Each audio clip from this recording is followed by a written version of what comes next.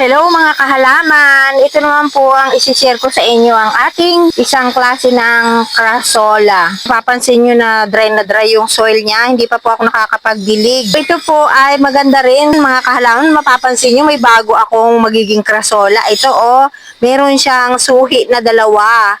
Ayan po. Gusto ko itong paramihin mga kahalaman kasi nagagandahan ako dito. Mahaba po siya tapos dumadami kaya maganda po pag dumami siya.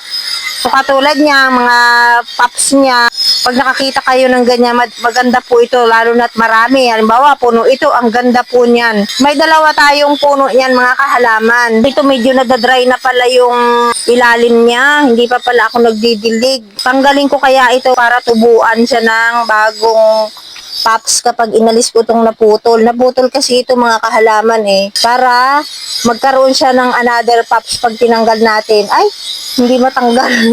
Mahirap tanggalin. Ayan, pag hinawakan nyo po, dumidikit ito sa aking glove. Medyo, ayan ayan dumidikit siya. Pero pag hinawakan naman po ito na kamay, hindi naman po. Ito lang dumidikit siya So, tatanggalin ko ito para tubuan po siya ng another pops. Yan, gusto ko kasi na magkaroon nito ng maraming pops mga kahalaman. Maganda to talaga kapag dumami at saka kapag kumapal siya. Sana tubuan. Medyo mahirap tanggalin mga kahalaman. Para tubuan talaga siya, isasagad ko yung pagkatanggal ng dahon. Dahil pag may natira, hindi naman siya tutubo doon kasi nakaharang pa yung dahon.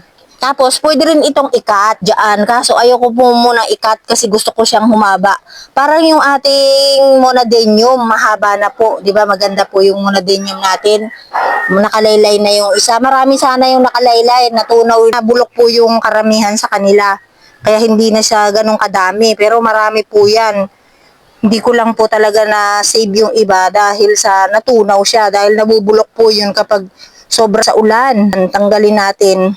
Tuyot na yung lupa. So ito, subukan ko tong ipatubuin kasi hindi pa ako nakapagpatubo nito mga kahalaman. So ipapatong ko lang yan dyan.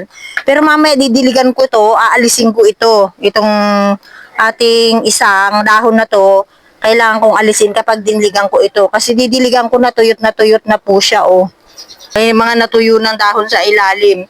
Tapos yan, mayroon na tayong dalawa dito mga kahalaman na pops. Yan Tsaka matangkad na rin siya.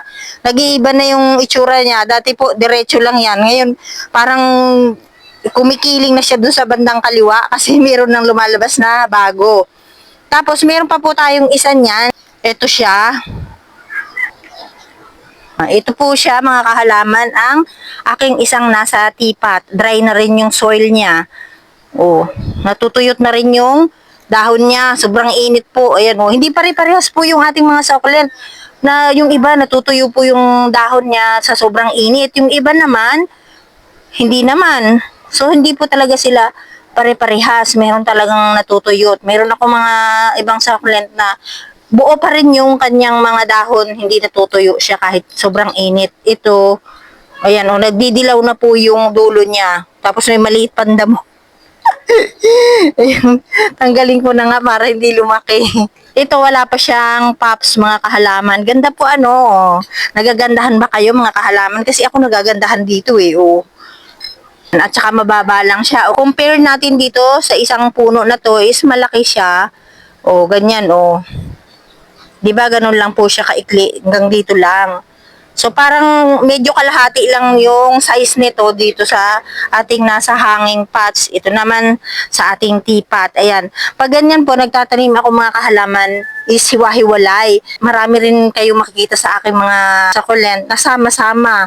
Meron din akong hinihiwalay. Isa or dalawa, maghihiwalay po ako ng isa sa hindi nakahang. Basta meron tayong sama-sama, meron din tayong nakahiwalay. Ganun po yung ginagawa ko. Para kung may nangyari man doon sa isang pot, may matitira pa sa ating isang pot na naka-separate. Kasi ang ating mga succulent, hindi talaga siya pare-parehas. Di ba po ang ganda niya? Ang alam ko dito is Crasola, pero hindi ko alam kung anong kasunod niya. Yung complete ID niya, hindi ko po kabisado. Basta ang alam ko dito is Crasola ito. Gusto kong paramihin ang ating Crasola kasi ang ganda po niya. Kaya gusto ko ito dumami. Gusto ko mapuno yung ganito ko at humaba din ito para makapag-propagate tayo. Kasi pag marami na po ito, pwede na po tayo mag-propagate ng ating mga Crasola.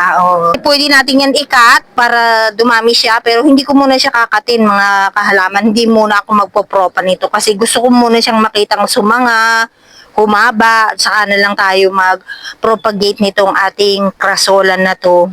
Ganda niya pag andito po sa tipat. Kasi parang saktong-sakto lang siya sa ganito kaliit na tipat. Ang ganda nito kasi siksik pa siya mga kahalaman. Dahil mababa pa lang siya. Tapos yung dito, parang hiwa-hiwalay na siya. Tingnan po ninyo.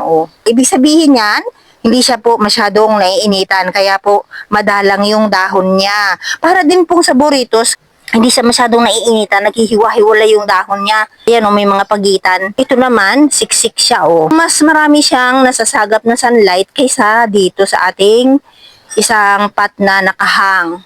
Pero sana, magkaroon siya ng maraming pops. Ayan lang naman ang hinihiling ko parati pag nag-aalaga ako ng mga kahit anong mga halaman na magkaroon sila ng maraming pops. Ito gusto ko mapuno ng pops yan para makapag-propa tayo ng mas marami. 'Di ba? Yung mga pagitan ng mga dahon niya, tutubuan niya ng mga pops. O baka naman naka-ready ka na para tubuan ng mga pops kasi nakaangat ka na. Baka ganun mga kahalaman.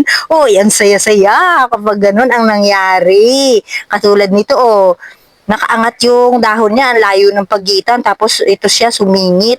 Ito naman mukhang hindi pa kasi sobrang siksik ng mga dahon nila. Baka nga ganun mga kahalaman So ayan po ang aking share mga kahalaman at maraming pong salamat sa inyong panonood at sana po ay mapalago natin itong magandang Crasola na to.